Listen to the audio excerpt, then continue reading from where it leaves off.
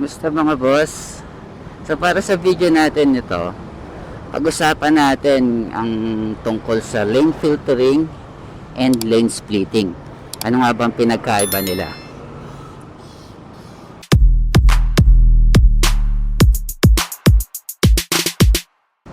So basically, lane splitting and lane filtering, magkapareho lang naman yan.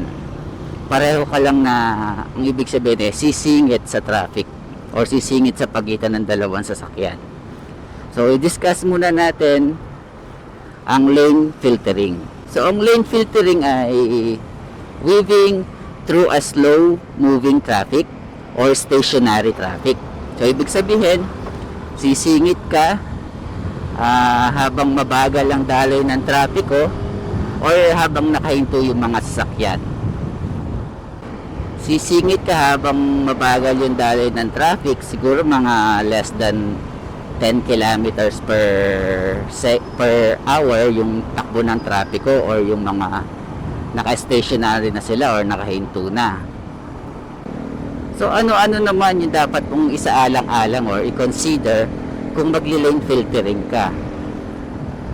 Unang-una, kailangan siguraduhin mo na kasya ka sa space na sisingitan mo, sa space in between the vehicles na sisingitan mo, mapamotor man yan, mga kotse, malalaking truck.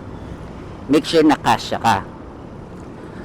Alam mo dapat yung dimension ng motor mo, especially yung handlebar, kasi baka sumabit ka sa mga sasakyan, no? Disgrasya pa ang aabutin mo or makakadamage ka pa ng mga sasakyan, magbabayad ka pa, malaking abala yon.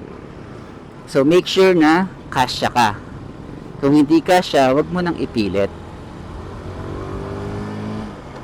kasi baka disgrasya lang ang aabutin mo So kagaya nito, no, pabagal yung traffic at magli-lane filtering ka hanggang dun sa stoplight. So make sure na kasya ka in between. Make sure na maluwag at hindi ka sasabit sa mga sasakyan sa magkabila. And then aware ka rin sa paligid mo, kasi baka biglang may tumawid na pedestrian o kaya naman sa mga sasakyan na kahinto, biglang may magbukas kasi may bababang pasahero, especially sa mga public utility vehicles, no? Di natin maiiwasan, so dapat aware ka sa paligid mo. Galit siya.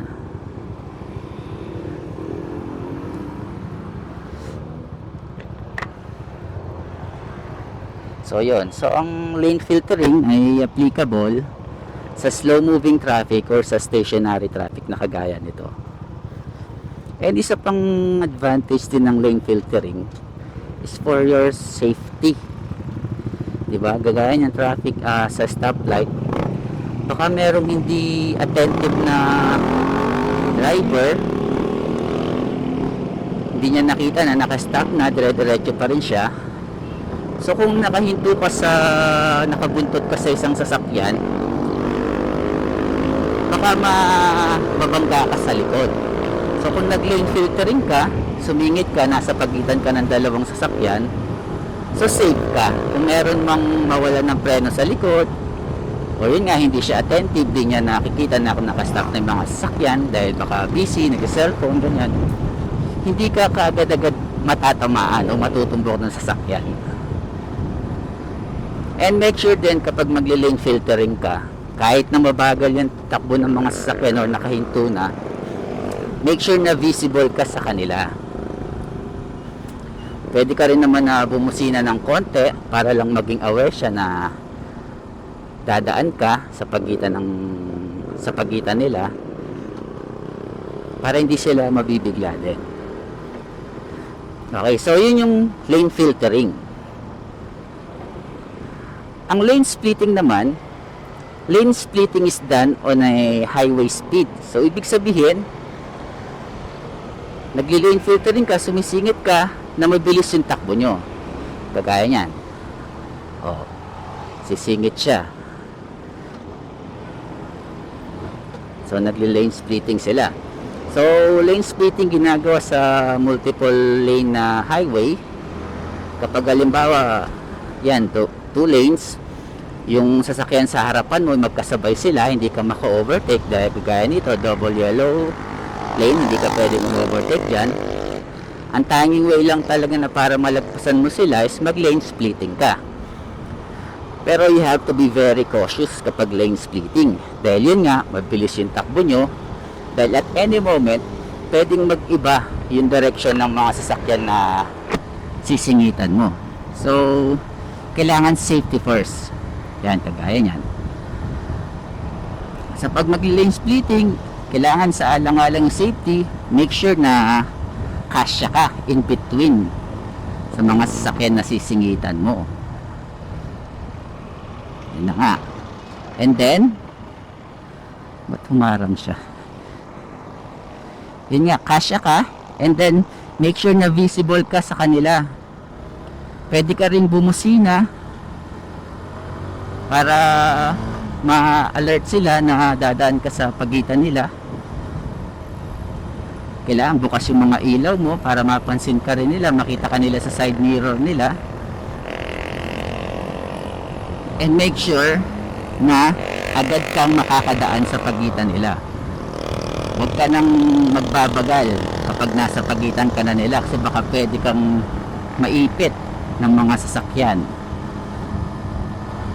So yung lane splitting risky, apakadelikado kung hindi ka pa talaga sanay sa pagmumotor, no?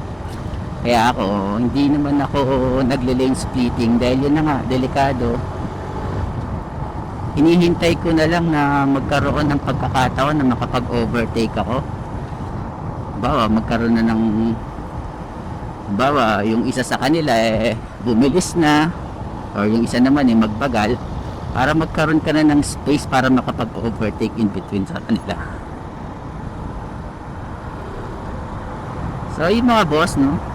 Lane splitting man yan o lane filtering, dapat mong isaalang-alang unang-una ay yung safety. Safety mo, safety ng kapwa mo motorista, safety ng mga pedestrians, para iwas abala, iwas aksidente, iwas damage, and ang mas mahalaga, iwas sa injury habang nagmumotor ka. Sa ilang mga boss, sana may ina-share akong papakipakinabang sa inyo. At kung hindi pa kayo nakasubscribe, please like, share, and subscribe to my YouTube channel. Malaking tulong po para sa akin yan. Maraming salamat. Hanggang sa susunod na videos, kita-kita po tayo ulit. And ride safe po always mga boss. Till next time. Bye. Traffic.